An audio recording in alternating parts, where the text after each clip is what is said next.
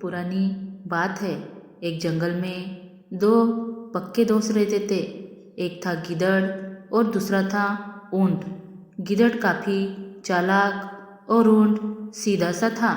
ये दोनों दोस्त घंटों नदी के पास बैठकर अपना सुख दुख बांटते थे।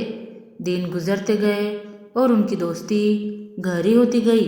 एक दिन किसी ने गिद्धड़ को बताया कि पास के खेत में पके हुए तरबूज है। यह सुनते ही गिद्धड़ का मन ललचा गया, लेकिन वो खेत नदी पार था। अब नदी को पार करके खेत तक पहुंचना उसके लिए मुश्किल था। इसलिए वो नदी पार करने की तरकीब सोचने लगा। सोचते सोचते वो ऊंट के पास चला गया। ऊंट ने दिन के समय गिद्धड़ को देखकर पूछा, मित्र, तुम यहाँ कैसे? हम तो शाम को नदी किनारे मिलने वाले थे। तब गिद्धड़ ने बड़ी ही चालाकी से कहा, देखो मित्र, पास के ही खेत में पके हुए तरबूज है। मैंने सुना है तरबूज बहुत मीठे हैं। तुम उन्हें खाकर खुश हो जाओगे, इसलिए तुम्हें बताने चला आया। ऊंट को तरबूज काफ़ी पसंद था। वह बोला, वाह, मैं अभी उस गांव में जाता हूँ। मैंने बहुत समय से तरबूज नहीं खाए हैं। ऊंट जल्दी जल्दी नदी पार करके खेत जाने की तैयारी करने लगा।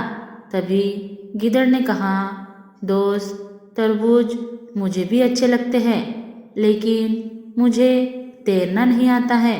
तुम तरबूज खा लोगे तो मुझे लगेगा कि मैंने भी खा लिए। तभी ऊंट बोला, तुम चिंता मत करो, मैं तुम्हें अपनी पीठ पर बिठाकर नदी पार कराऊंगा। फिर साथ में मिलकर तरबूज खाएंगे। ऊंट ने जैसा कहा था वैसा ही किया।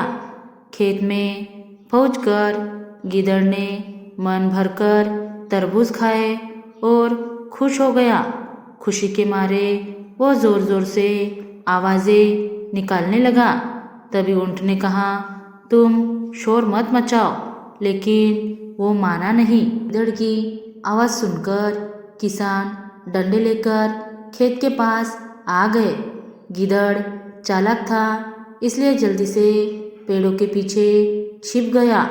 ऊंट का शरीर बड़ा था, इसलिए वो छुप नहीं पाया। किसानों ने गुस्से के मारे उसे बहुत मारा। किसी तरह अपनी जान बचाते हुए ऊंट खेत के बाहर निकला। तभी पेड़ के पीछे छुपा हुआ गिद्धड़ बाहर आ गया। गिद्धड़ को देखकर ऊंट ने गुस्से में पूछा, तुम क्यों इस तरह चिल्ला रहे थे? गिद्धड़ ने कहा कि मुझे खाने के बाद चिल्लाने की आदत है, तभी मेरा खाना पचता है। इस जवाब को सुनकर ऊंट को और गुस्सा आ गया। फिर भी वो चुपचाप नदी की ओर बढ़ने लगा। नदी के पास पहुंचकर उसने अपनी पीठ पर गिद्धड़ को बिठा लिया। इधर ऊंट को मार पड़ने से मन ही मन गिद्धड़ खुश हो रहा था। उधर नदी के बीच में पहुंचकर ऊंट ने नदी में डुबकी लगानी शुरू कर दी। गिद्धड़ डर गया और बोलने लगा, यह क्या कर रहे हो? गुस्से में ऊंट ने कहा, मुझे कुछ खाने के बाद उसे हजम करने के लिए नदी में डुबकी मारनी पड़ती है। गिद्धड़ को समझ आ गया कि ऊंट उसके किए का बदला ले रहा है। बहुत मुश्किल से गिद्धड़ पानी से अपनी जान बचाकर नदी किनारे पहुंचा।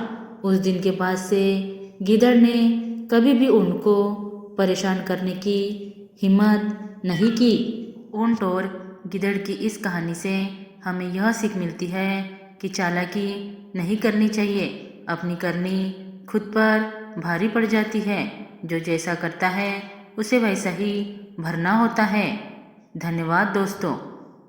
Thanks for watching. Like, share, subscribe.